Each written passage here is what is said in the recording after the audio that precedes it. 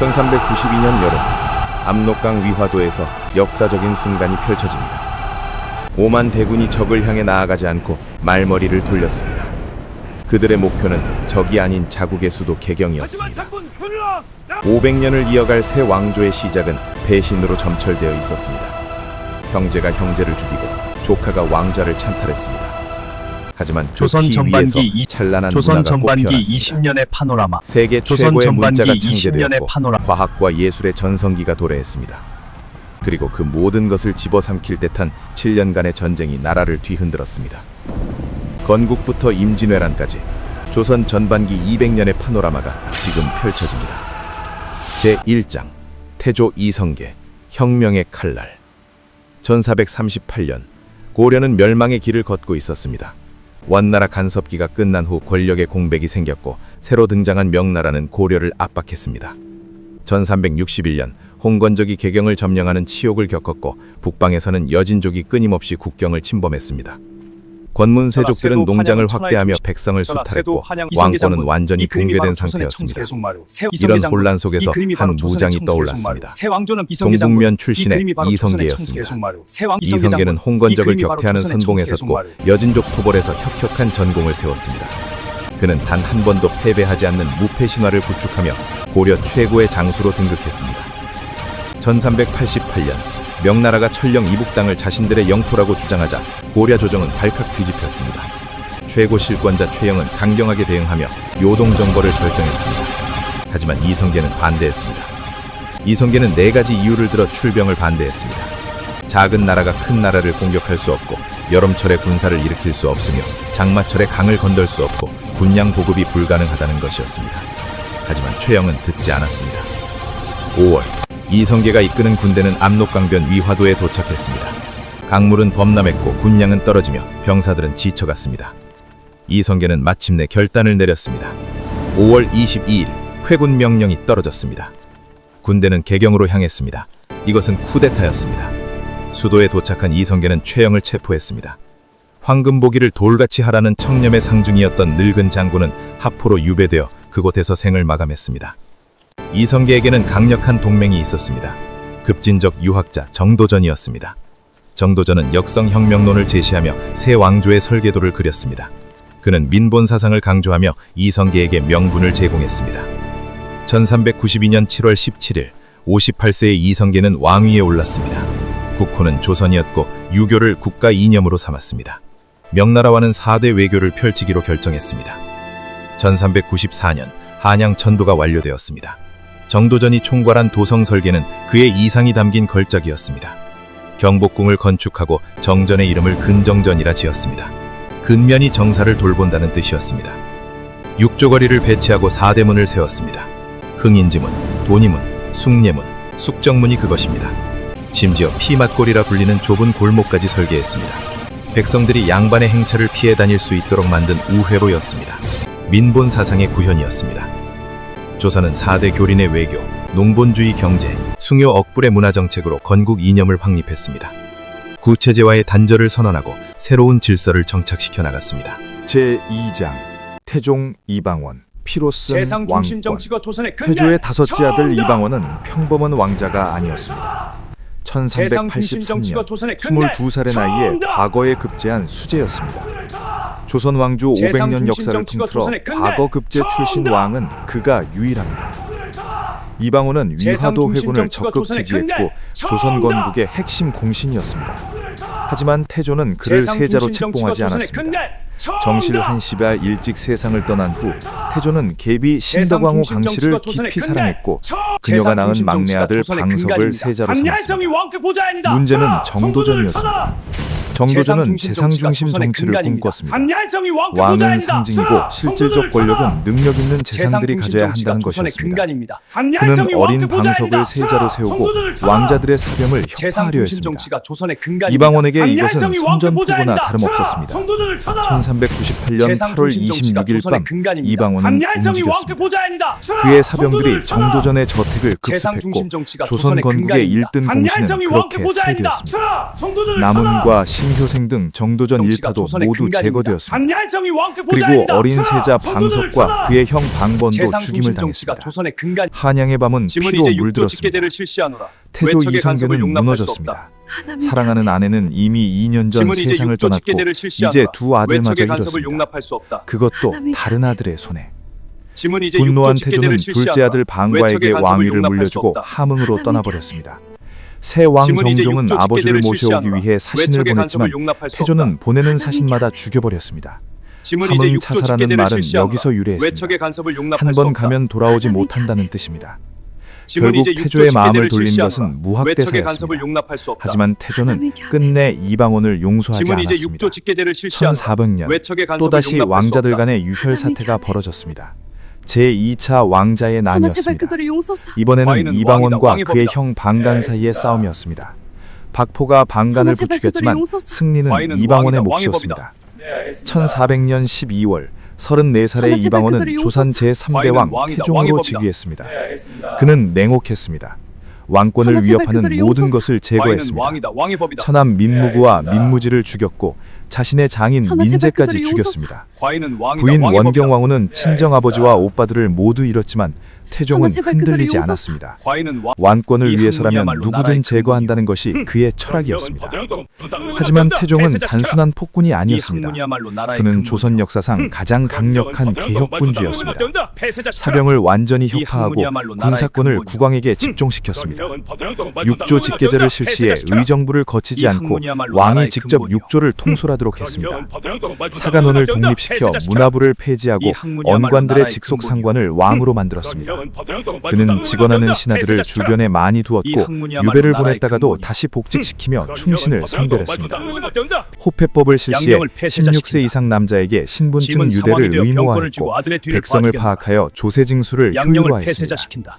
신문고를 설치해 짐은 상황이 백성이 되어 직접 병권을 쥐고 억울함을 아들의 뒤를 호소할 수 있는 봐주겠노라. 통로를 만들었습니다. 양령을 폐쇄자시킨다. 1418년 태종은 짐은 또 한 상황이 번 되어 냉혹한 병권을 쥐고 결단을 아들의 뒤를 내렸습니다. 봐주겠노라.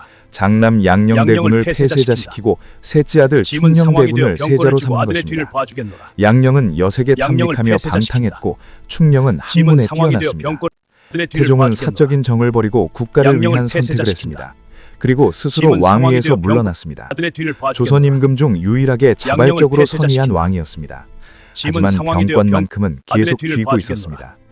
태종은 양령을 4년간 폐쇄자시킨다. 상황으로 정치에 관여하며 짐은 상황이 아들이 되어 안전하게 아들의 왕권을 뒤를 행사할 수 봐주겠노라. 있는 환경을 만들어 주었습니다. 양령을 폐쇄 태종의 죽음. 외척을 제거하고 조선의 반대 기틀이 세력을 굳건히 정리했습니다. 세워지는 상징적인 시퀀스. 1422년 태종이 세상을 태종의 떠나자 죽음. 비로소 세종의 조선의 시대가 기틀이 진정으로 굳건히 세워지는 시작되었습니다. 상징적인 시퀀스. 피로 왕권을 세운 태종의 태종의 치시 죽음. 18년은 조선의 조선 왕조의 기틀이 기틀을 굳건히 완성한 세워지는 시간이었습니다. 상징적인 시퀀스. 1418년 8월 10일 22살의 젊은 왕이 즉위했습니다.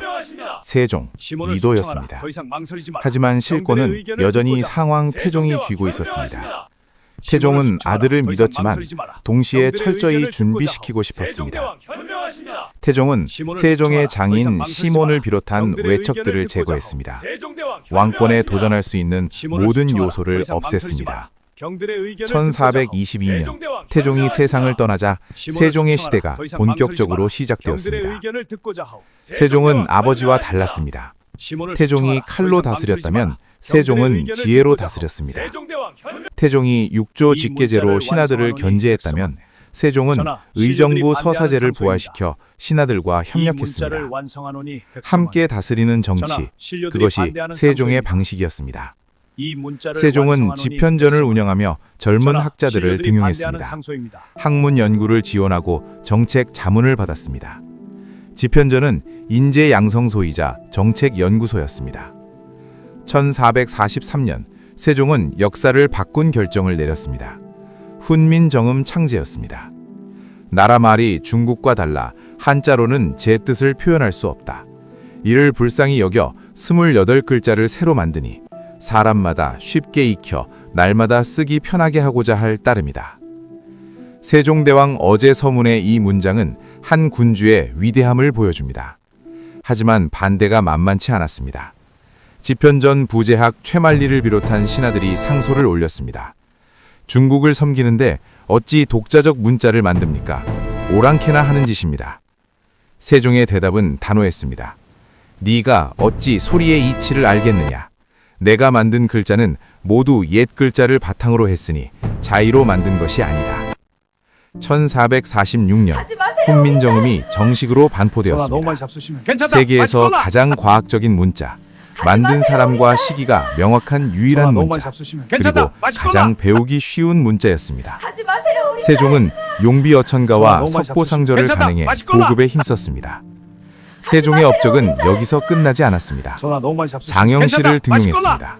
천민 출신이었지만 능력을 높이 평가했습니다. 세종은 신불의 구애를 받지 않고 인재를 등용하는 합리적인 왕이었습니다. 장영실과 함께 치구기를 만들어 세계 최초로 강우량을 측정했습니다. 자경루라는 자동 물시계를 만들었고 앙부일구라는 해시계를 제작했습니다. 칠정산을 편찬해 독자적인 역법을 완성했습니다. 서울을 중심으로 천문을 관측할 수 있게 되었습니다. 농사직설을 편찬해 조선 풍토에 맞는 농법을 정리했습니다. 민생 안정을 위한 노력이었습니다.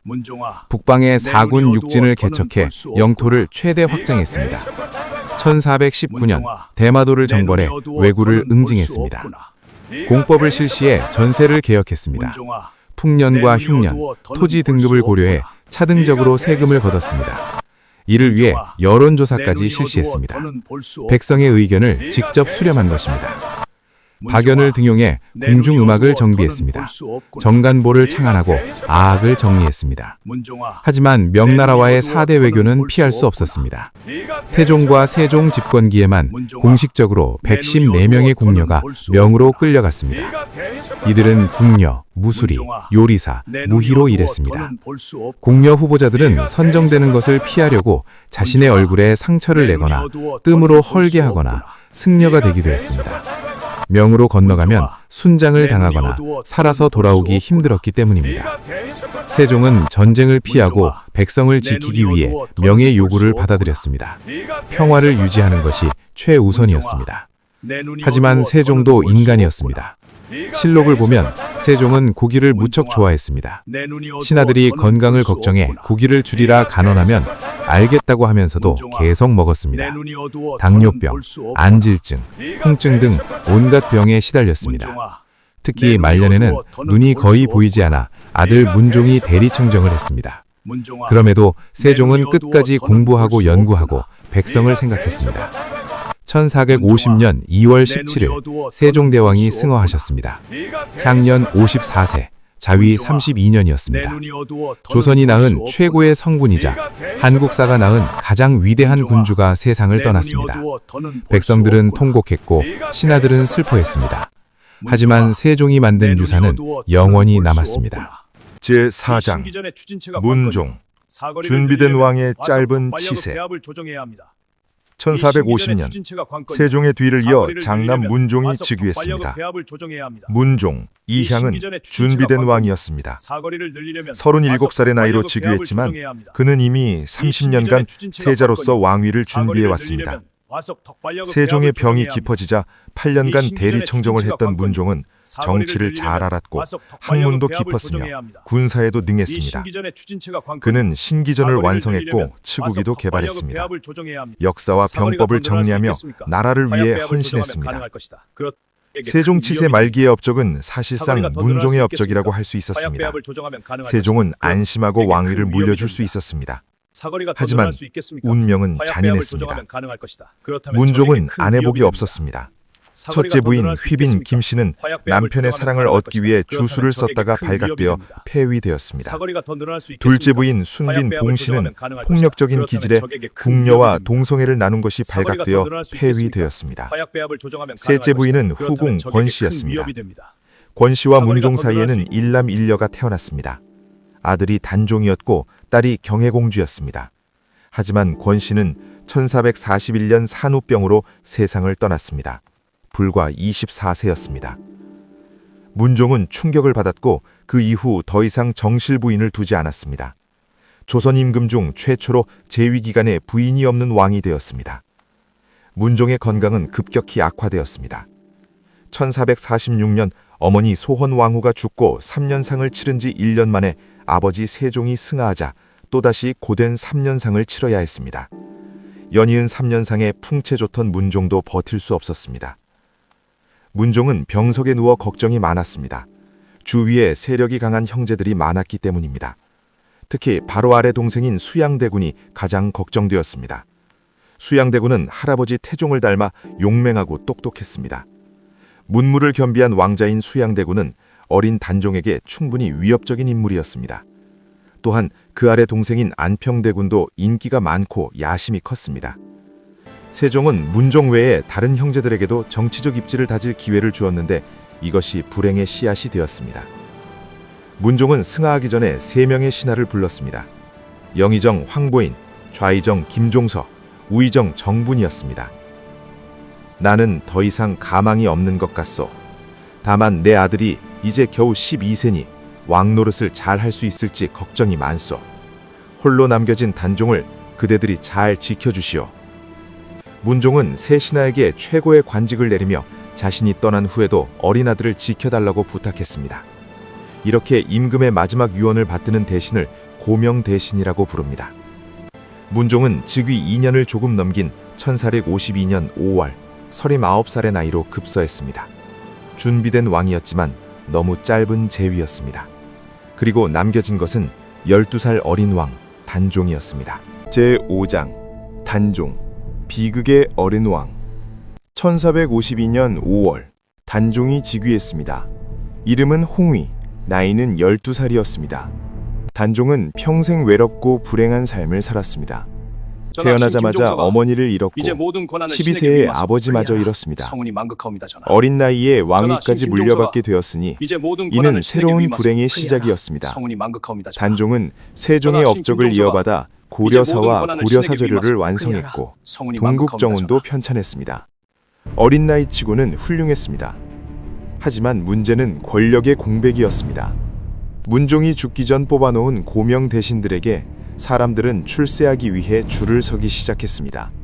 자연스럽게 왕권이 약해졌습니다. 특히 김종서가 실권을 장악했습니다. 김종서는 어린 단종을 대신해 관리 임용을 좌지우지했습니다. 그는 후보 명단 중 자신이 추천하는 이름에 노란색 점을 찍어두면 단종이 그대로 선택했습니다. 이것을 황표정사라고 합니다. 수양대군은 강력한 왕권을 지향했기 때문에 비대해진 신권을 바로잡고 싶어 했습니다. 그는 겉으로는 권력에 관심이 없는 척했습니다. 형 문종이 죽었을 때도 통곡하며 슬퍼했고 중국의 사신길에도 자진해서 올랐습니다. 나는 국정에 참여하지 아니할 뿐더러 여러 재상이 있으니 비록 두어 달 원행을 하더라도 무엇이 해롭겠습니까? 수양대군은 이렇게 말하며 권력에 무관심한 듯 행동했습니다. 하지만 그는 속으로 칼을 갈고 있었습니다. 1453년 어느 날 밤 운명의 순간이 찾아왔습니다. 권력자 김종서의 집에 복면을 쓴 검은 그림자들이 들이닥쳤습니다. 수양대군이 불시에 김종서의 집으로 쳐들어가 쇠몽둥이인 철퇴로 김종서를 직접 때려 죽였습니다. 하룻밤 사이에 조선의 정치 판도가 뒤집혔습니다. 이것이 바로 계유정난입니다. 계유정난은 계유년에 발생한 난을 바로잡았다는 뜻인데 이는 역사의 승자인 수양대군의 기준으로 붙은 이름입니다. 수양대군은 황보인을 비롯한 고명 대신들을 모두 제거했고 동생 안평대군까지 모욕 혐의를 씌워 죽였습니다. 그는 영의정에 올라 이조판서와 병조판서를 겸하며 정권과 병권을 모두 장악했습니다. 하지만 곧바로 왕이 되지는 않았습니다. 권력을 가졌다고 곧장 왕이 되면 반발 세력이 생길 것이 뻔했기 때문입니다. 수양대군은 2년간 섭정하며 명분을 쌓았습니다. 1455년 마침내 수양대군이 단종을 끌어내리고 스스로 왕위에 올랐습니다. 그가 곧 조선 제7대 임금 세조입니다. 제6장 세조 찬탈과 피해 숙청 1455년 39세의 수양대군이 왕위에 올랐습니다. 그가 세조입니다. 세조는 조카인 단종을 서인으로 강등시키고 강원도 영월로 유배를 보냈습니다. 하지만 많은 신하들이 이를 받아들일 수 없었습니다. 성상문, 박팽년, 하위지, 이계, 유성원, 유응부를 비롯한 사람들이 단종 포기를 계획했습니다. 하지만 거사는 실패했고 그들은 혹독한 고문을 받았습니다. 손바닥 뚫기, 뱃살 돌려내기 등 끔찍한 고문이 자행되었습니다. 하지만 그들은 끝까지 절개를 지켰습니다. 결국 모두 처형되었고 후대 사람들은 그들을 사육신이라 불렀습니다. 세조는 단종 복위 운동을 원천적으로 차단하기 위해 결단을 내렸습니다. 1457년 어린 조카에게 사약을 내린 것입니다. 의금부도사 왕방연이 영월로 향했지만 그는 차마 단종에게 사약을 내밀지 못했습니다. 그러자 관청 심부름꾼인 금부도사가 단종의 뒤에서 활시위로 목을 졸라 죽였습니다. 1457년 단종의 나이 17세였습니다. 그날 단종을 모시던 시녀 6명이 70m 낭떠러지로 몸을 던졌습니다. 세조는 누구든 단종의 시신을 거두는 자는 삼족을 멸할 것이라고 했습니다. 하지만 영월의 호장 어몽도는 강물에 버려진 단종의 시신을 목숨을 걸고 거뒀습니다. 옳은 일을 하다 화를 당한다 해도 나는 달게 받겠다. 어몽도는 아들과 함께 단종의 주검을 정성껏 매장했습니다. 세조의 옆에는 든든한 측사 한명회가 있었습니다. 야사에 따르면 한명회가 살생부를 작성해 조정 대신들 중 죽일 자와 살릴 자의 이름을 써놓고 조정안의 목숨을 손안에서 쥐락펴락했다고 합니다. 한명회는 수양대군을 세조로 만든 후 그와 사돈관계까지 맺었습니다. 평생 권좌를 지키던 한명회가 노년에는 갈매기와 벗하며 한가로이 지내고 싶다며 정자를 지었는데 이것이 바로 압구정입니다. 세조는 왕권 강화에 박차를 가했습니다. 아버지 태종이 실시했던 육조 직계제를 다시 시행해서 왕의 명령을 6장관에게 직접 내렸습니다. 의정부의 권한은 크게 약화되었습니다. 세종 때 꽃을 피웠던 집현전은 반역 도당의 소굴로 낙인 찍혀 혁파되었습니다. 경연제도도 없애버렸습니다. 지방의 유향소도 폐지했습니다. 수령의 권한을 논본다는 이유였습니다. 세조는 경국대전 편찬 작업에 착수했습니다. 조선만의 체계적인 법전이 필요했기 때문입니다. 물론 완성은 성종 때 이루어졌지만 시작은 세조였습니다. 과전법을 혁파하고 직전법을 도입했습니다. 현직 관료들에게만 토지 수족권을 지급하는 제도였습니다. 부족한 토지 문제를 해결하기 위함이었습니다. 세조는 어릴 때부터 불교에 심취해 있었습니다. 유교적으로는 폐륜 행동을 받아들일 수 없었기에 불교 발전을 위해 힘쓰는 것은 성리학자들을 견제하는 수단이 되기도 했습니다. 원각사를 세웠고 원각사지 10층 석탑을 건립했습니다. 오늘날 탑골공원 자리에 있는데 원각사는 터만 남아 있습니다. 세조는 함경도 출신 사또 임명을 맡고 한양 출신 관리로 대체하도록 했습니다. 함경도는 지리적으로 중앙정부와 멀고 북방민독의 침략이 잦았기 때문에 지역 호족들 중에서 사또를 뽑았는데 혹시 지방 호족이 역모를 일으킬까봐 중앙에서 사람을 보낸 것입니다. 호패법을 강화하고 지방 백성들의 이주를 금지했습니다. 이렇게 되니 함경도 호족들은 불만이 쌓였고 1467년 이시애가 반란을 일으켰습니다. 세조는 한명회와 신숙주를 보내 반란을 진압했고 중앙집권 체제를 더욱 다졌습니다. 세조는 관제를 개편하고 관리들의 기강을 확립했습니다. 민생안정책으로 백성들을 살폈습니다. 농업을 위해 잠서를 훈민정음으로 해석했고 백성들의 윤리교서인 오륜록을 펼쳤습니다. 하지만 인재 등용에 있어서는 근본적인 문제가 있었습니다. 실력이 아닌 측근 중심으로만 일관했기 때문입니다. 명분이 부족한 왕위였기에 세조는 늘 불안했고 자신을 지지하는 측근들이 유일한 버팀목이었습니다. 그래서 그들의 비리조차 눈감아주게 되었습니다. 1468년 세조는 원상제를 도입했습니다. 왕이 지명한 중신 3명이 승정원으로 상시 출근해서 왕세자와 함께 모든 국정을 상의하고 결정하도록 한 제도였습니다. 세조는 신하들의 반대에도 불구하고 왕세자에게 왕위를 물려주었고 그 다음날 52세의 나이로 세상을 떠났습니다. 끝까지 왕권 안정에 엄청난 주의를 기울였던 것입니다. 세조와 그의 가족들은 재위기간 내내 단종을 죽였다는 죄책감에 시달렸다고 전해집니다. 특히 말년에는 현덕황후의 혼령에 시달려다가 현덕황후의 무덤을 파헤치도록 했다고도 합니다. 세조의 아들들은 몸이 약해서 오래 살지 않았습니다. 당시 사람들은 이를 어린 조카를 죽인 죗값이라고 했습니다. 세조의 큰아들 의경세자는 세자로 책봉되었나 2년 후 요절했고 둘째 아들이 왕위에 올랐습니다. 제7장 예종 쩔분 치세와 남이의 옥. 양식을 풀어 1468년 19세의 예종이 조선 제8대 임금으로 즉위했습니다. 양식을 풀어 구유라. 아직 성인이 아니었기 때문에 어머니 정의왕후가 수렴 청정을 했습니다. 이것이 조선 왕조 최초의 수렴 청정이었습니다. 어린 나이였지만 예종은 아버지처럼 강력한 왕권을 원했습니다. 아버지 세조가 죽고 묘호를 정할 때 신하들은 신종으로 하자고 했지만 예종은 이를 거부하고 세조라는 묘호를 쓰자고 고집했습니다. 묘호는 조 또는 종을 썼는데 원칙적으로 나라를 세운 왕에게만 조를 사용할 수 있었습니다. 하지만 예종은 아버지의 업적을 주장하며 끝까지 의견을 밀어붙였고 결국 세조는 개국한 왕이라는 뜻의 조라는 최고의 묘호를 달게 되었습니다. 예종의 재위 기간은 15개월밖에 되지 않았지만 그 짧은 기간에 대대적인 수청이 이루어졌습니다. 바로 남이의 옥 사건입니다.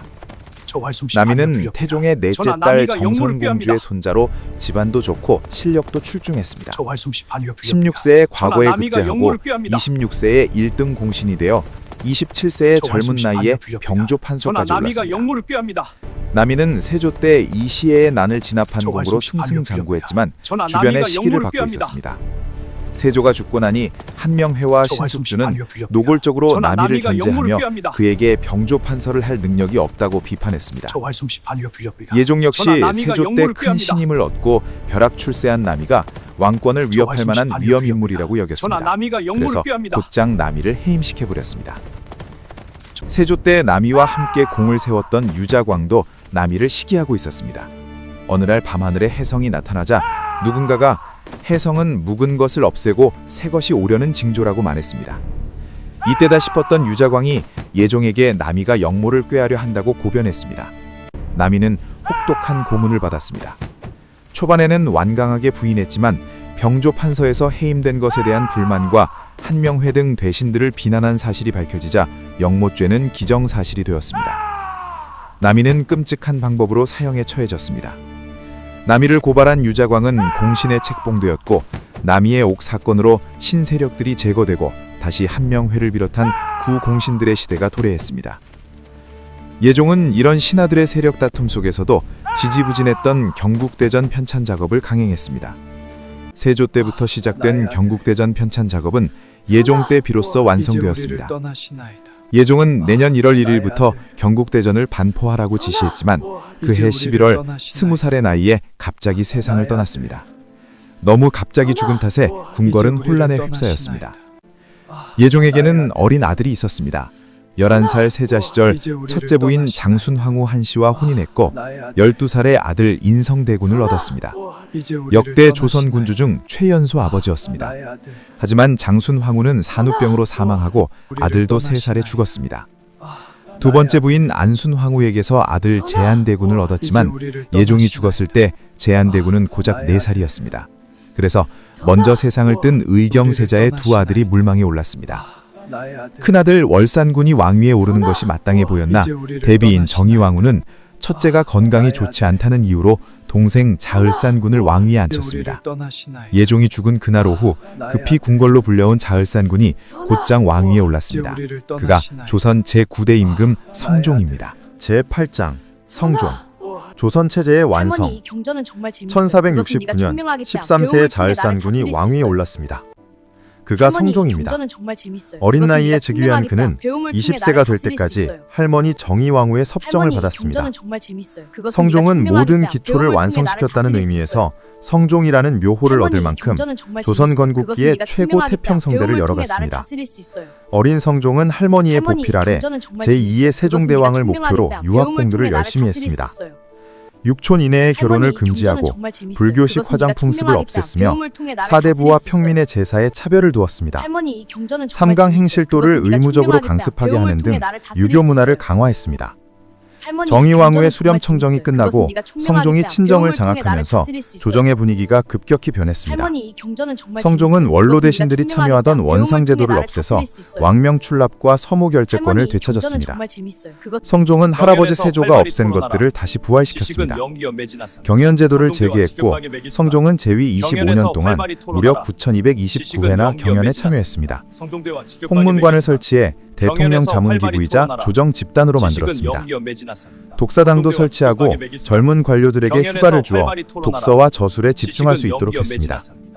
이런 정책으로 서적 편찬 사업이 융성했고 동국 여지승남과 동국 통감 등 여러 책이 간행되었습니다. 세조가 없앴던 유향소도 다시 부활시켰습니다. 유향소는 지방사또를 보좌하고 감시하는 지방자치기구였습니다.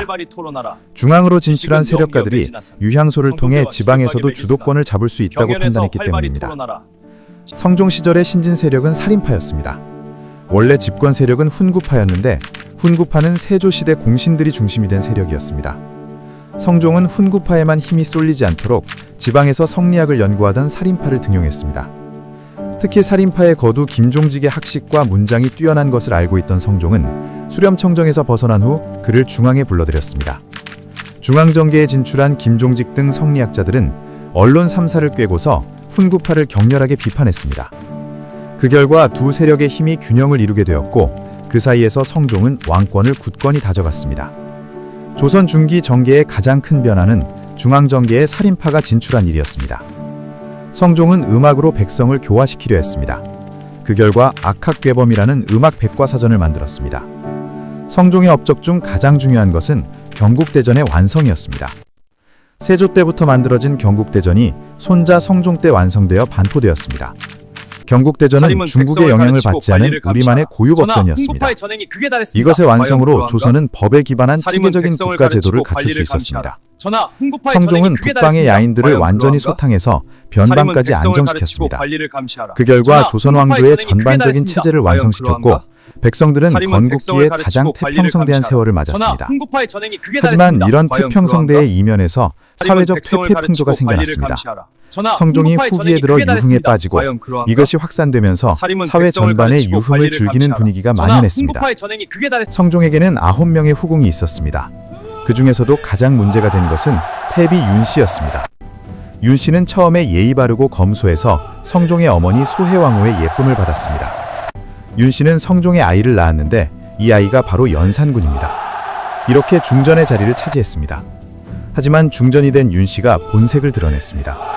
성종의 다른 여자들에 대한 질투를 참을 수 없었던 것입니다.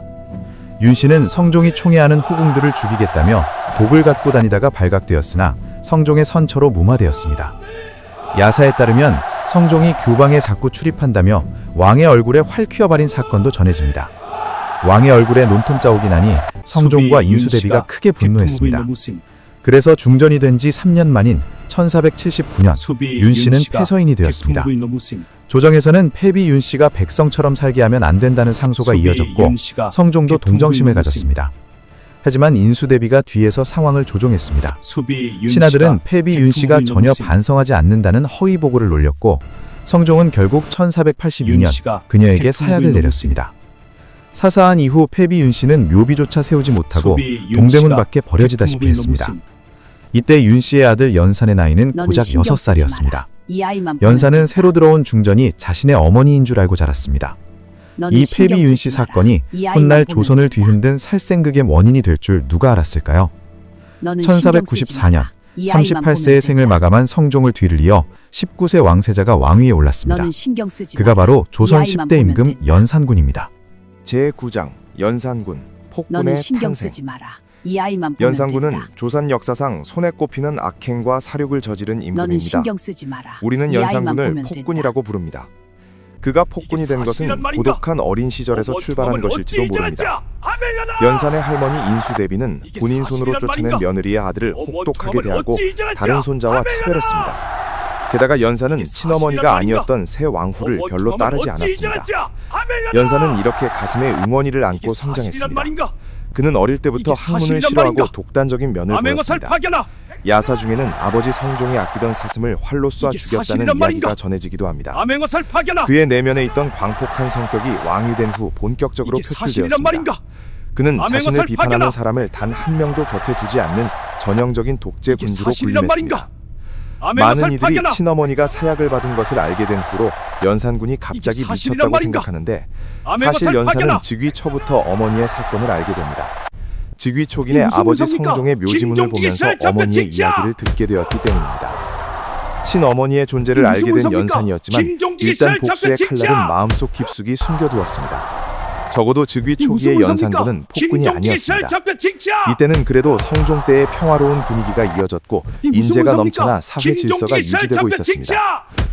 오히려 성종 말기의 부패와 퇴폐 풍조를 이 무슨 바로잡기까지 문서입니까? 했습니다. 김종직의 시날 왕위에 잡혀 오른 지 찍자! 6개월 후 전국에 암행어사를 파견해서 민간을 이 살피고 무슨 문서입니까? 관료들의 기강도 김종직의 시날 바로잡았습니다. 잡혀 찍자! 여진족의 침략이 이어지던 변방의 안정을 꾀하기도 이 했습니다. 무슨 문서입니까? 성군의 기질까지 전하 보이던 이방은 듯했던 우리만의 연산군의 첫 것입니다. 4년. 과인은 공신들의 하지만 이 토지를 기간에 몰수하고 그는 세금을 살인파와 올릴 것이다. 신경전을 벌이게 되었습니다. 전하 이방원직 도의를 우리만의 중시하는 것입니다. 살인파가 과인은 연산군에게 공신들의 토지를 학문을 몰수하고 강요하고 세금을 올릴 사사건건 옳은 말을 했던 것입니다. 전하 이방원직 우리만의 원래부터 것입니다. 학문의 뜻이 없는 과인은 데다 공신들의 토지를 왕권 몰수하고 강화를 원했던 세금을 올릴 연산군은 것이다. 이런 소리를 하는 살인파 전하 신하들이 이방원직 마음에 우리만의 들지 것입니다. 않았습니다. 과인은 이런 공신들의 분위기 토지를 속에서 몰수하고 첫 번째 세금을 피바람이 올릴 것이다. 불어왔습니다.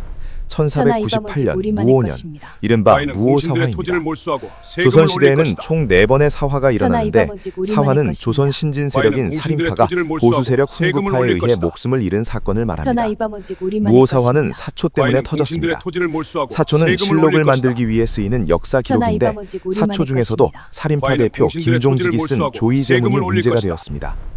전하 조의제문은 이방원직 중국의 우리만의 항우와 것입니다. 의제의 과인은 이야기를 공신들의 빗대어 토지를 세조가 몰수하고 조카 세금을 단종을 올릴 쫓아낸 것이다. 일을 비판한 글이었습니다. 전하 이방원직 우리만의 이 글을 쓰고 것입니다. 김종직이 과인은 죽었는데 공신들의 토지를 그의 몰수하고 제자가 세금을 성종실록을 올릴 것이다. 만들 때 이 글을 실었습니다. 전하 이방원직 우리 이것을 발견한 전하, 훈구파 대신이 패비윤씨의 연산군에게 전했습니다. 모두 죽여라! 이때다 싶었던 연산군은 살인파 관료들을 죽이거나 귀양 전하, 보냈고 패비윤씨의 조의제문을 쓴 죽음은 김종직은 모두 부관 참시를 당했습니다. 이렇게 조정을 장악한 연산군은 향락과 패비윤씨의 폐륜을 죽음은 일삼았습니다. 모두 죽여라! 궁궐에서는 매일 연회가 열렸고 전국에서 뽑은 수백 전하, 명의 기생들이 패비윤씨의 동원되었습니다. 모두 특히 죽여라! 재주와 미모가 뛰어난 기생을 흥청이라 불렀는데 기생들과 마음껏 놀고 패비윤씨의 사치를 죽음은 부리다가 모두 결국 죽여라! 국고가 바닥났습니다. 여기서 마음껏 떠들고 논다는 전하, 흥청망청이라는 패비윤씨의 말이 유래했습니다. 모두 죽여라! 연산군 스토리에서 빠질 수 없는 여인은 장록수입니다. 전하, 연산군은 패비윤씨의 죽음은 어질고 현명한 모두 중전보다 장록수를 더 아꼈습니다. 의외로 장록수는 전하, 뛰어난 미인은 패비윤씨의 아니었습니다. 죽음은 실록에서는 모두 장록수의 얼굴을 지극히 평범하다고 기록합니다. 그러나 전하, 연산군은 패비윤씨의 장록수를 죽음은 너무 사랑해서 모두 화가 나 죽여라! 있다가도 장록수를 보면 바로 미소를 지을 정도였습니다. 전하, 연산군은 노느라 바닥난 패비윤씨를 국가 재정을 재헌왕으로 충당하기 위해 백성들에게 세우노라! 무거운 세금을 물렸고 공신들에게 지급한 공신전과 노비까지 몰수하려고 했습니다. 보다 못한 조정 대신들이 반발하여 제발 연회 좀 줄이자고 간청했습니다. 이때 정권 장악을 꿈꾸던 기회주의자 임사홍이 연산군에게 폐비 윤씨 사건을 들춰냈습니다. 연산군은 원래 친어머니의 폐비 사건은 알고 있었지만 이제는 자세한 내막까지 알게 되었습니다. 마침내 1504년 조정의 대살생극이 벌어졌습니다.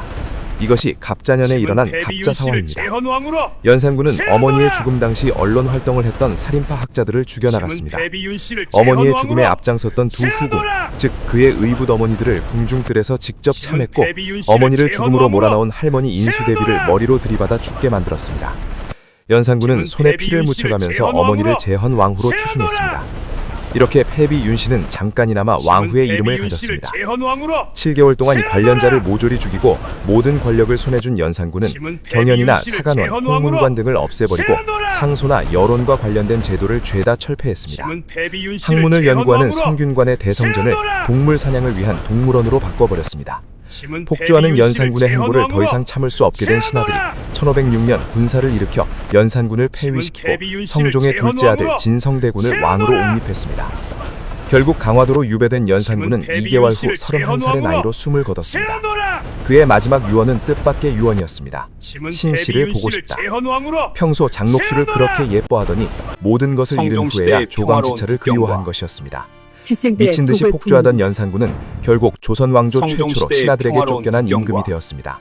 진성대군과 연산군은 띠동갑 찬이가 나는 이복 형제였습니다.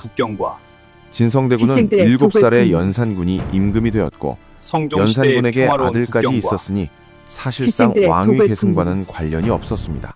성종시대 하지만 왕이 된 연산군의 폭정이 점점 광적으로 심해지자 진성대군은 목숨을 지키기 위해 숨소리도 내지 못했습니다.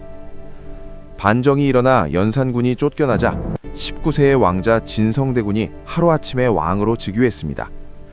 그가 조선 11대 임금 중종입니다. 연산군과 궁중 세력의 12년 독재가 끝나자 이제 정치의 주도권은 훈구 세력에게로 돌아갔습니다. 중종은 단 한 번도 왕세자 수업을 정식으로 받은 적이 없었습니다. 그는 정통성에 의한 왕이 아니라 신하들에게 떠밀려 왕이 된 것이었습니다. 이것은 반정 신하들에게 휘둘려야 하는 운명을 뜻했습니다. 게다가 중종은 공신들의 반대로 조강지처까지 벌여야 했습니다. 중종의 아내 단경왕후 신씨가 쫓겨나자마자 새 왕비를 들였는데 둘 사이의 애정이 매우 두터웠다고 전해집니다. 중종은 신씨가 보고 싶을 때마다 높은 누각에 올라가 그녀의 본가 쪽을 바라보곤 했습니다. 신씨의 집에서 이 사실을 전해 듣고는 집 뒷동산 바위 위에 신씨가 자주 입던 분홍색 치마를 펼쳐놓았습니다. 이것이 오늘날까지 내려온 인왕산 치마바위의 전설입니다. 단경왕후가 폐위된 후 왕비에 책봉된 장경왕후 윤씨는 세자 인종을 낳은 후 산후병을 앓아 25세에 죽었습니다.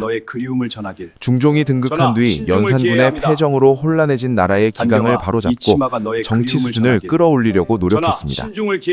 홍문관 기능을 강화하고 경연으로 정책 논쟁을 열심히 해나갔습니다. 중종은 이런 정책들로 왕도 정치를 펼치고 싶었지만 반정에 성공한 공신 세력이 너무 세서 왕의 입지는 미약했습니다. 하지만 시간이 흐르면서 상황이 조금씩 달라졌습니다. 영의정 박원종이 죽고 공신 세력의 위세가 약해졌고 반정 이후 사회의 개혁적인 분위기가 확산되면서 정치도 새로워져야 한다는 여론이 생겨났습니다. 이러한 개혁에 대한 목소리는 주로 살인에서 나왔습니다. 당시 살인파의 대표적인 인물은 조광조였습니다. 1515년 공신 세력의 손에서 벗어나 포부를 펼치고 싶은 중종이 자신을 보필해줄 인물로 조광조를 선택했습니다. 엄격한 도학 사상가였던 조광조는 한마디로 급진적인 개혁가였습니다. 신념이 강한 그는 한 번 정한 뜻을 절대 굽히지 않았습니다.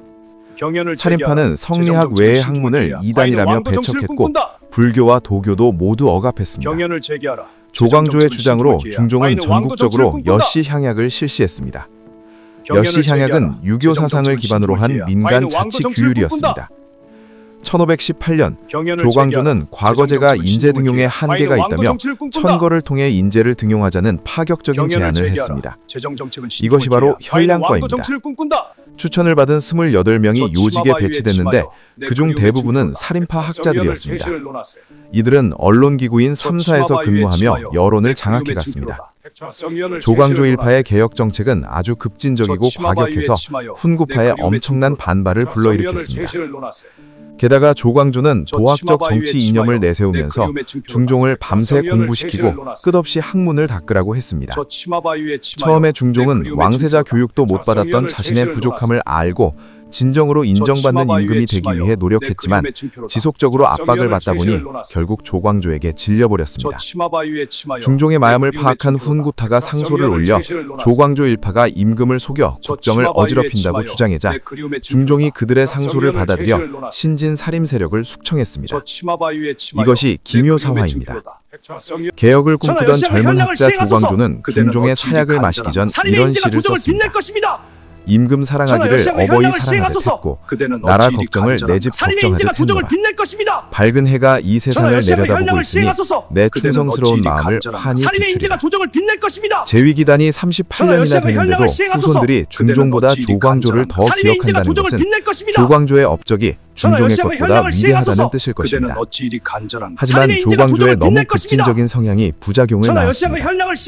조광조의 죽음과 함께 중종의 개혁 의지도 물거품처럼 사라졌습니다. 사라져버렸습니다. 전하 여시장의 현량을 이후 기세 시행하소서. 등등해진 그대는 훈구파가 어찌 이리 권세를 간절한 쥐고 살인의 인재가 흔들면서 조정을 빛낼 중종의 것입니다. 후반기 이후에는 전하 정치적 여시장의 혼란이 현량을 시행하소서. 계속됐습니다. 그대는 어찌 남쪽에서는 심하바위여, 왜구가, 내 북방에서는 그리운 이의 야인이 흔적을 극성을 부렸습니다. 견이다. 민보는 조정은 백성이고 왕궁 국가다. 호위를 강화하기 위해 정묘위를 심하바위여, 설치하고 내 그리운 이의 흔적을 왜구에 간직하라. 대응하기 위해 비변사를 견이다. 설치했습니다. 민보는 백성이 곧 국가다. 중종의 전하, 개혁 정치가 실패한 살인의 이유는 힘으로 첫째, 개혁을, 인재를 활용할 줄 강력과 몰랐다는 현량과로 것과 백성을 둘째, 기르는 죄나. 뚜렷한 정치 전하, 철학이 없었다는 살인의 것입니다. 힘으로 개혁을, 38년 3개월이라는 긴 시간 왕위에 앉았던 중종은 전하, 1544년 힘으로 개혁을, 세자에게 왕위를 넘겨준 강력과 다음날 현량과로 백성을 57세의 나이로 기르는 세상을 떠났습니다. 전하, 이 책들은 제11장 나의 학문에 큰 인종. 도움이 됩니다. 짧은 경원대군이 성군의 왕이 꿈. 될 것이다. 어머니 어찌 그런 말씀? 6살의 왕세자로 이 책들은 나의 책봉된 학문에 이후 큰 도움이 됩니다. 24년간 세자 수업을 경원대군이 왕이 받다가 될 것이다. 30세의 어머니 나이로 어찌 그런 왕위에 말씀을? 오른 임금이 이 있습니다. 책들은 나의 학문에 큰 조선 도움이 역대 됩니다. 왕들 중 가장 경원대군이 짧은 왕이 될 치세를 것이다. 남긴 어머니 제 어찌 그런 12대 말씀을? 임금 이 책들은 인종입니다. 나의 학문에 큰 도움이 됩니다.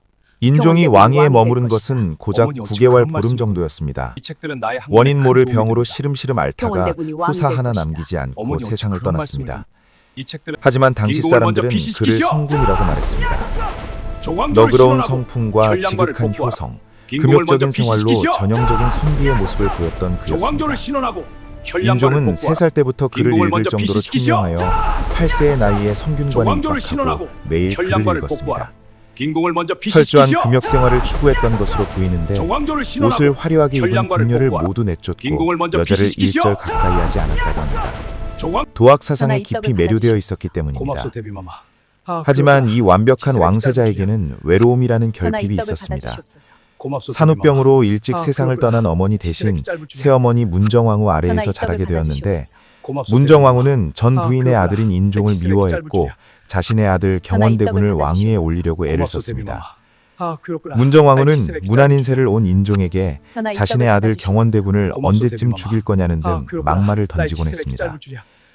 야사에 전하 이 떡을 따르면 받아주시옵소서. 문정왕후는 고맙소, 인종을 대비마마. 몇 번이나 죽이려 아, 했다고 그렇구나. 합니다. 나의 치세가 이렇게 짧을 줄이야. 세자 시절 인종과 전하 이 빈궁이 떡을 잠들어 받아주시옵소서. 있는데 고맙소, 주위에서 대비마마. 뜨거운 열기가 아, 올라 그렇구나. 잠에서 나의 치세가 깨어보니 이렇게 짧을 줄이야. 동궁이 불에 타고 있었습니다. 전하 이 떡을 받아주시옵소서. 인종은 고맙소, 당황하지 대비마마. 않고 빈궁을 아, 깨워 그렇구나. 먼저 나의 나가라고 치세가 한 이렇게 뒤 짧을 줄이야. 자신은 조용히 전하 앉아서 이 떡을 타주겠다고 받아주시옵소서. 말했습니다. 고맙소 대비마마. 불을 지른 아, 사람이 그렇구나. 누구인지 나의 알고 치세가 있었기 이렇게 짧을 때문입니다. 비록 전하 이 떡을 계모일지라도 받아주시옵소서. 어머니이기 고맙소 때문에 대비마마. 문정왕후가 아, 자신을 그렇구나. 그토록 나의 죽이고 치세가 이렇게 짧을 싶다면 줄이야. 자식된 도리로 전하 이 죽어주는 떡을 것이 받아주시옵소서. 효를 행하는 것이라고 고맙소, 생각한 대비마마. 것입니다. 아, 그렇구나. 나의 치세가 인종은 이렇게 짧을 줄이야. 즉위하자마자 조광조를 전하 이 떡을 비롯하여 받아주시옵소서. 기묘사화 때 고맙소, 피해를 대비마마. 입은 살림 세력을 아, 신원하고 그렇구나. 나의 치세가 이렇게 현량과도 짧을 줄이야. 복구시켰습니다. 전하 이 떡을 그리고 받아주시옵소서. 그동안 자신이 고맙소, 익히고 배운 대비마마. 도학 아, 사상을 그렇구나. 현실 나의 정치에 치세가 이렇게 짧을 응용하기 줄이야. 위해 다시 전하 살림들을 이 떡을 등용시키기 받아주시옵소서. 시작했습니다. 고맙소 대비마마. 하지만 아, 인종은 그렇구나. 미처 나의 그 치세가 뜻을 짧을 다 줄이야. 펼쳐보지도 못하고 전하 이 재위 떡을 9개월 만에 받아주시옵소서. 생을 고맙소 마감했습니다. 대비마마.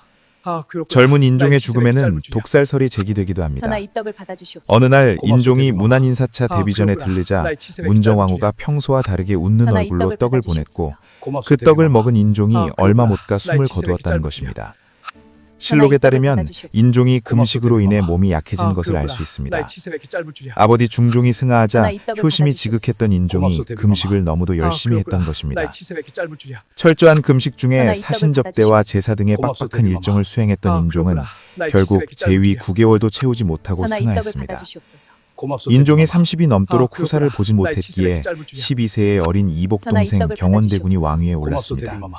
아, 그가 그렇구나. 조선 나의 치세가 이렇게 짧을 제13대 줄이야. 임금 명종입니다. 전하 이 떡 제12장 명종 여인 천하의 시대 1545년 인종이 재위 약 9개월 만에 죽자 12세밖에 안 된 경원대군이 왕위를 이었습니다. 그가 조선 제13대 임금 명종입니다. 어린 명종을 대신하여 왕실 최고 어른인 어머니 문정왕후가 8년 동안 수렴청정을 했습니다. 조선 최고의 치맛바람으로 유명한 문정왕후의 극악함에 명종은 평생 눈물로 왕위를 지켜야 했습니다. 35세라는 늦은 나이에 어렵게 얻은 아들이 드디어 바라고 바라던 임금이 되었으니 이제 그녀의 세상이었습니다. 야망이 넘쳐 흐르던 문정왕후는 다른 왕후들처럼 뒷방 늙은이로 앉을 생각이 전혀 없었습니다.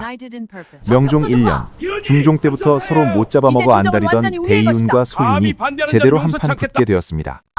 대윤과 소윤은 중종의 친인척을 가리키는 용어입니다. 전임 왕비였던 장경왕후의 일족인 윤임 일파를 대윤이라 하고 후임 왕비인 문정왕후의 일족인 윤원형 일파를 소윤이라 했습니다. 소윤파 정순붕이 대윤파를 몰아내려고 상소를 올렸습니다. 윤임이 명종을 몰아내고 다른 왕족을 왕으로 세울 역무를 꾀하는 줄로 압니다. 이것을 본 문정왕후는 먹잇감을 덥석 물었고 자신을 지지하는 소윤파와 함께 대윤파를 대거 숙청했습니다. 이 외척 간의 싸움에 휘말린 수많은 살인 세력들은 1545년 또다시 목숨을 잃게 되었습니다. 이것이 바로 조선 4대 사화 중 하나인 을사사화입니다. 을사사화 2년 뒤인 1547년 당시 경기도 과천이었던 양재역 근처에 익명의 벽서 한 장이 나붙게 되었습니다. 여왕이 권력을 잡고 간신들이 판을 치는 세상이구나. 장차 나라가 망할 징조가 아니고 무엇이더냐. 이렇게 문정왕후의 섭정에 불만을 표한 이 벽서가 알려지자 문정왕후는 다시 한번 윤원영을 비판하는 나머지 세력을 완벽히 숙청시켰습니다. 이것을 일명 양재역 벽서 사건이라고 부릅니다. 그 결과 반대파 여러 인물이 사사되고 살인파도 유배되었습니다. 당대 사람들이 윤원영 같은 외척 세력을 엄청 싫어했고 문정왕후가 거의 당대 여왕으로 불릴 만큼 기세가 대단했다는 것을 알 수 있습니다. 그녀의 남동생 윤원영 일파가 이렇게 적들을 다 제거하고 조정을 완전히 장악하니 이른바 외척 전행 시대가 도래했습니다. 이제 명종은 그들의 횡포 속에서 눈물로 세월을 보내게 되었습니다. 문정왕후는 처음 8년만 수렴 청정했으나 그 후에도 계속 강력한 존재감을 펼쳤습니다. 그녀가 살아있는 동안은 그야말로 그녀와 외척의 세상이었고 문정왕후 동생 윤원영은 기세등등하게 다양한 악행을 저질렀습니다. 윤원영이 죄를 지어도 문정왕후는 당당하게 우리가 없었다면 그 자리에 주상이 앉아있는 게 가당키나 하냐 며 따지고 들었고 임금인 명종조차 그를 제대로 저지하지 못했습니다. 윤원영이 집에는 뇌물이 폭주했고 한성 내에 집이 15채나 되었으며 남의 노비를 빼앗은 것은 손으로 세기 버거울 정도였습니다. 오죽하면 죽고 사는 게 그의 손에 달렸다는 말까지 나왔습니다. 문정왕후는 자신이 원하는 것을 종이에 적었다가 받아들여지지 않으면 왕을 불러 반말로 욕을 해댔으며 심지어 말을 듣지 않는다며 왕의 종아리나 뺨을 때리기도 했습니다. 한편으로 문정왕후는 조선 왕실의 불교 사랑 끝판왕이었습니다. 카리스마 임금인 세조조차 대놓고 하지 못한 불교 정책을 문정왕후 탓 야심차게 단행했습니다. 스녀 보우를 봉은사 주지스님으로 임명한 것입니다. 또 문정왕후는 불교를 장려하려고 도첩제를 시행했고 전국에 300여 개의 절을 공인했습니다. 도첩제란 국가가 출가한 스녀에게 발급해주는 허가증인데 무허가 스녀들이 이제 법적으로 지위가 보장되었습니다. 이 사실을 안 조선 팔도의 유생들이 우르르 들고 일어났고 문정왕후의 불교 부흥책을 반대하는 상소가 쏟아졌습니다. 이에 난감해진 명종이었으나 끝내 어머니를 이기지는 못했습니다. 왕권을 능가하는 무소불위의 권세를 누린 문정왕후였으나 후대의 평가는 그저 시끄러운 암탉이라는 조롱일색입니다. 문정왕후의 횡포로 왕의 권위는 이미 땅바닥에 떨어진 가운데 명종 재위기간 22년은 나라 안팎이 혼란 그 자체였습니다. 안에서는 왕실 외척의 폭정이 심각한 수준이었고 탐관우리들이 판을 치며 부정부패가 극에 달했습니다. 게다가 바깥으로는 왜구의 피해가 극심했습니다. 1555년 왜구가 전남의 강진, 영암, 장흥, 진도 일대를 쑥대밭으로 만들고 약달과 살인을 저질렀습니다. 이를 을묘외변이라고 합니다. 이 사건으로 중종 때 임시로 설치했던 비변사를 상설기구화하고 외부 침략에 대비하는 방안을 마련하도록 했습니다. 백성들 태반이 굶주림에 시달리고 나라 구석구석에 도적대가 난립하던 1559년 백정 출신 임꺽정의 활동이 시작되었습니다. 그는 민심이 흉흉하던 명종시대에 백성들에게는 의적으로 통하던 인물입니다. 힘이 장사에다가 용맹하고 날쌔며 당시 양반 중심 사회에 불만이 많았던 사람으로 기록됩니다.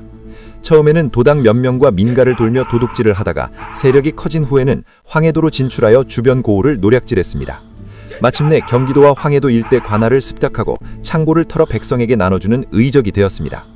조선 정부는 황해도 각지를 강화하고 병력을 동원해서 임꺽정 세력을 잡기 위해 애썼습니다.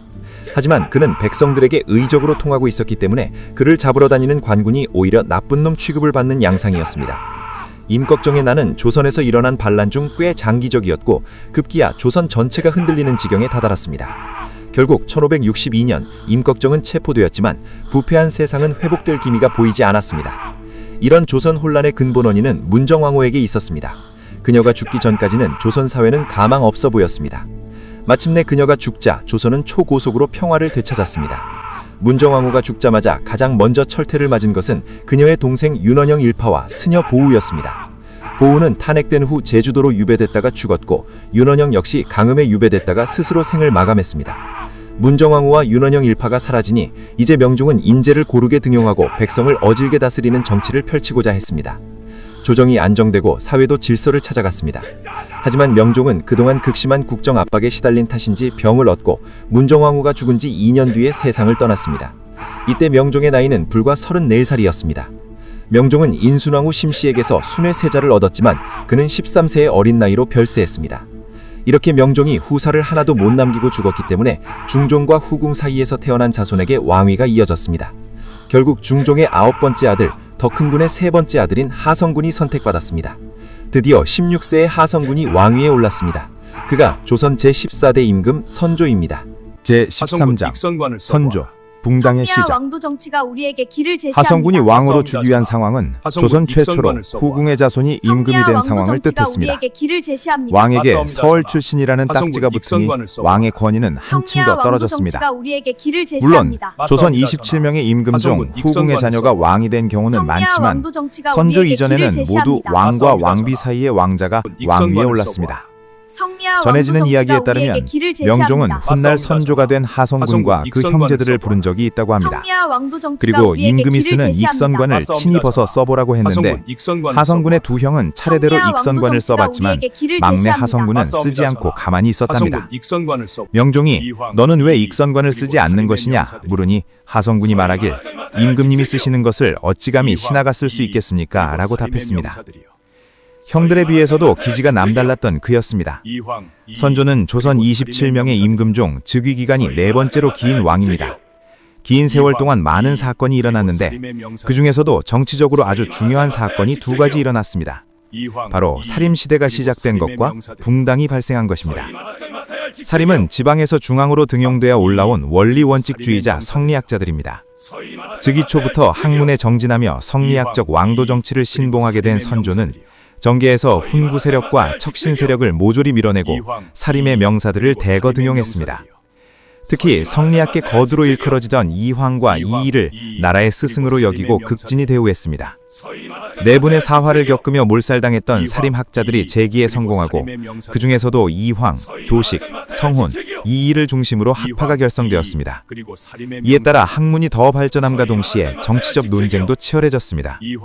얼마 후 살림 재력은 정치 학문적 입장이 달라 둘로 나뉘었습니다. 맨 처음에는 이조전랑이라는 관직 때문에 동인과 서인으로 나뉘었습니다. 이조전랑은 조선시대 6조 중 하나인 이조의 관직 이름인데 비록 높은 관직은 아니었지만 인사권이라는 메리트를 갖고 있었습니다. 그래서 이 자리를 누구나 탐내던 차에 김효원과 심의겸이라는 두 사람이 한판 붙게 되었습니다. 결국 젊고 장원급제 출신의 인기도 많은 김효원이 이조전랑이 되었습니다. 그런데 이때 심의겸이 그가 옛날에 윤원형에게 얹혀 살던 자라며 권력 대신 집에 더부살이 하던 자가 행실이 올바르겠냐고 비꼬았습니다. 그럼에도 불구하고 김효원은 이조전랑으로 임명되었으나 이후에도 두 사람의 갈등은 끝나지 않았습니다. 김효원의 후임으로 심의겸의 동생이 거론되자 심의겸에게 계심을 품고 있던 김효원이 심의겸과 동생은 선왕 명종의 외척이라 중요 업무를 못 맡긴다며 다른 사람을 추천해버렸습니다. 결국 김효원과 심의겸의 신경전은 더 날카로워졌고 이들을 중심으로 살림의 재력이 동인과 서인으로 나뉘었습니다. 왜 동인과 서인이라고 부를까요? 김효원이 사는 곳이 서울 동쪽 건천동이라 동인, 심의겸이 살던 곳이 서울 서쪽인 정릉동이라 서인입니다. 그런데 동인은 또 한 번 쪼개졌습니다. 다시 남인과 북인으로 분열된 것입니다. 이유가 무엇일까요? 바로 1589년 정여립의 모반 사건 때문입니다. 과거 급제 출신인 정여립은 예조좌랑이 되었습니다. 그는 서인인 율곡 이이의 문화생이기도 했으며 초기 관직 생활도 서인들과 함께하던 자였습니다. 하지만 이후 당시 정권을 장악하던 동인 편에 들어가더니 서인 쪽에 있는 이이와 성혼 등을 비판하기 시작했습니다. 서인 입장에서는 기가 막힐 따름이었습니다. 오늘날 야당 국회의원이 여당으로 들어가더니 예전에 같이 정치하던 동료를 비판하는 모양새였습니다. 박쥐 같은 정여립에게 너무 화가 난 나머지 왕에게 글을 올려 비판하는 사람까지 등장했습니다. 정열입은 동인을 지지했음에도 불구하고 결국 관직에서 물러났습니다. 그리고 고향에서 대동계라는 모반단체를 조직해서 사람들과 군사훈련을 하며 세력을 모았습니다. 1589년 왕에게 한 상소가 날아왔습니다. 정열입이 한강이 얼면 한양으로 쳐들어와 병조판서 신립과 조정의 신하들을 죽이고 어보를 위조하여 영모를 꾀하고 있다는 것입니다. 정열입의 영모 소식에 당시 권력을 잡고 있던 동인들이 당황했습니다. 당시 정열입은 동인에 속해 있었기 때문에 동인들은 정열입의 결백을 주장해왔기 때문입니다. 조정은 급히 정열입을 잡아오게 했으나 정열입은 같이 갔던 변승복과 아들을 죽이고 자신도 칼을 거꾸로 세워 자살을 하고 말았습니다. 결국 정열입이 진짜 영모를 꾸민 것인지에 대한 진실은 미궁에 빠져버렸습니다. 이것이 정열입의 모반 사건입니다. 일설에서는 당시 비집권 세력인 서인이 집권 세력 동인을 몰아내려고 만든 조작 시나리오라는 설도 있고 외란에 대비해서 전시에 가동할 의병으로서 대동계를 조직했다는 설도 있습니다. 정열입 모반 사건으로 3년 동안 동인 쪽에 1000여 명이 피해를 입었습니다. 특히 남명 조식의 문화생 중에는 정열입과 연루된 사람들이 많아 피해가 컸습니다.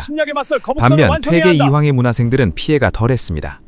그 결과 조식과 이황의 문화생이었던 동인 세력은 정열입 모반 사건을 계기로 항맥에 따라 남인과 북인으로 분열했습니다. 16세기 말 조선의 상황은 어땠을까요?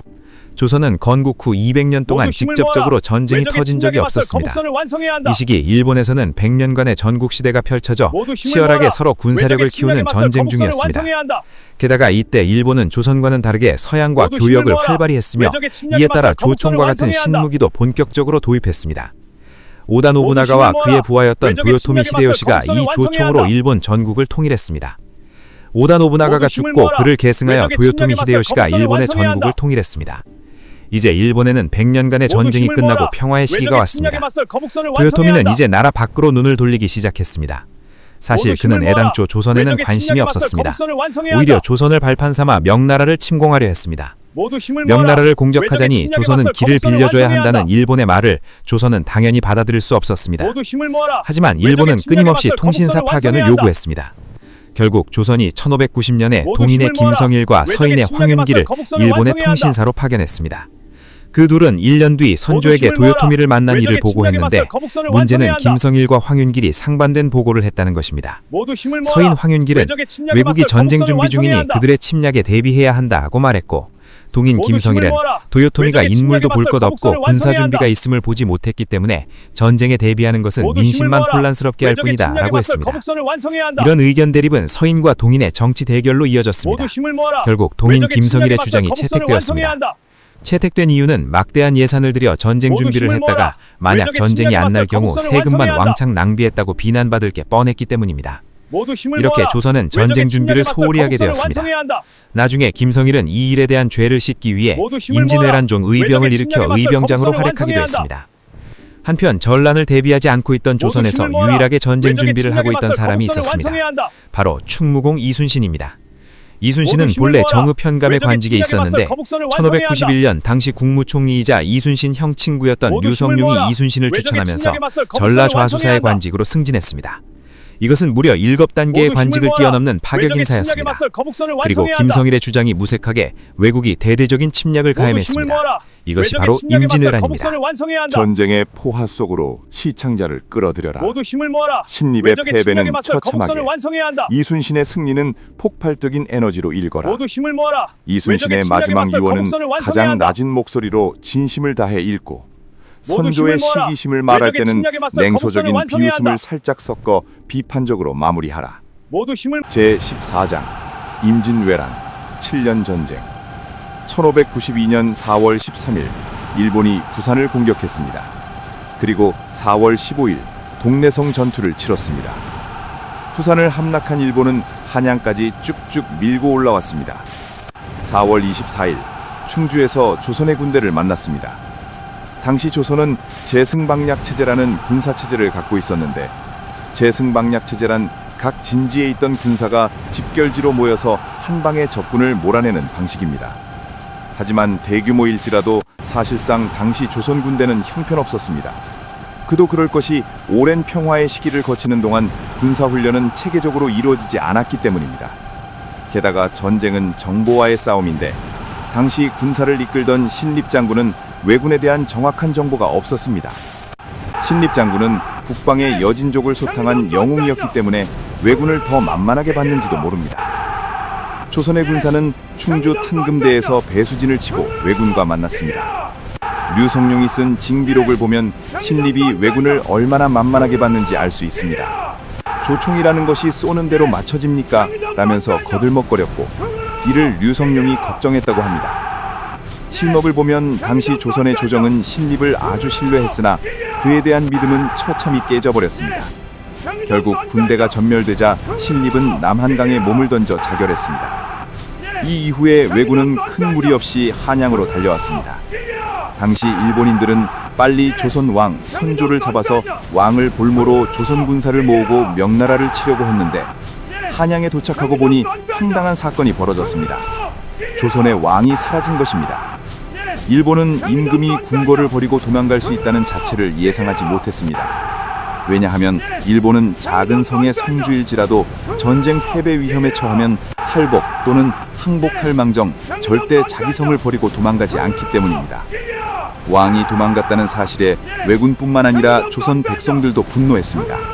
분노한 백성들은 경복궁의 노비 문서들을 불태우며 궁궐까지 불태워버렸습니다. 선조는 자신의 몸을 보존하기 위해 한양을 떠나 개성으로, 평양에서 의주로 점차 국경선 지역까지 피난을 갔습니다. 거듭된 패전 속에서 급기야 선조가 피난해 있던 의주성 주위만 빼고 함경도 이북까지 점령당하니 이제 명나라의 원군까지 청해야 했습니다. 이런 가운데 스스로 조선을 지키려는 움직임이 곳곳에서 일어났습니다. 의병대의 항쟁과 이순신 장군의 눈부신 활약 덕분에 선조는 적의 포로로 잡히는 신세는 면할 수 있었습니다.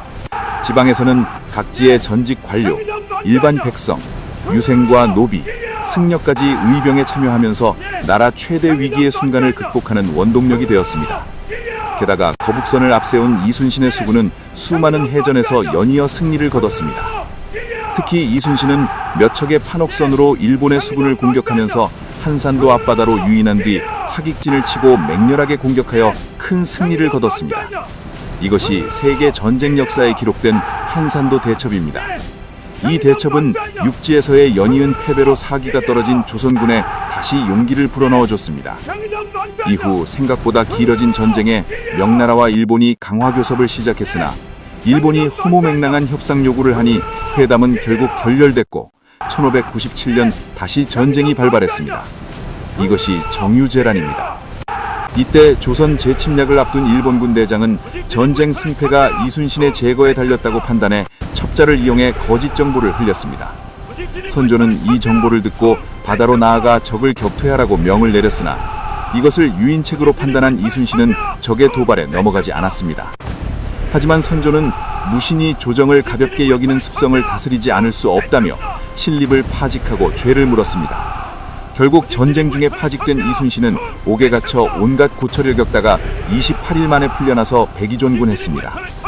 조선은 이렇게 일본의 술책에 걸려들었습니다. 선조가 원균을 삼도 수전 통제사로 세웠는데 원균은 적의 유인 전술에 넘어가 전멸에 가까운 패배를 당했습니다. 이를 본 선조는 죽이려고까지 한 이순신을 다시 삼도 수전 통제사로 임명할 수 없었습니다. 이때 조선 수군에 남은 군사는 120여 명, 병선은 고작 12척이었습니다. 어려운 전투에 임하게 되었나 이순신은 자신을 믿고 따르는 장수와 병사들을 이끌고 나섰습니다. 그리고 명량해전에서 탁월한 전술을 발휘하여 13척의 배로 133척과 싸워 기적적인 대승리를 거뒀습니다. 이후 몇 번을 더 승리하던 그는 1598년 노량해전에서도 큰 승리를 이끌어내던 중 적의 총탄에 맞아 목숨을 잃었습니다. 그는 죽는 순간까지 싸움이 바야로 급하니 내가 죽었다는 말을 삼가라 하고는 조용히 눈을 감았습니다. 전투가 끝나고 이순신의 죽음이 알려지니 사방에 통곡 소리가 가득했습니다. 그리고 1598년 8월 도요토미가 병사하자 왜군이 본국으로 철수하기 시작했습니다. 드디어 7년간의 전쟁이 끝났습니다. 임진왜란은 조선 사회에 엄청난 고통을 안겨주었지만 반면에 수많은 영웅들을 배출하며 민간의 자긍심도 심어졌습니다. 특히 7년간의 외란 속에서 가장 빛나던 명장 이순신은 그야말로 백성들의 영웅이었습니다. 하지만 그에 비해 피난을 갔던 선조는 이순신이 탐탁치 않았고 결국 이순신의 엄청난 공은 과소평가되고 말았습니다. 선조는 전쟁 승리의 모든 공을 명나라에게 돌렸습니다. 게다가 임진왜란 7년간 목숨을 바쳐 싸운 선무공신보다 선조를 따라 피난 갔던 호성공신의 수가 훨씬 많았습니다. 왜군과 싸워 이긴 공보다 선조를 호위한 공을 더 쳐줬던 것입니다.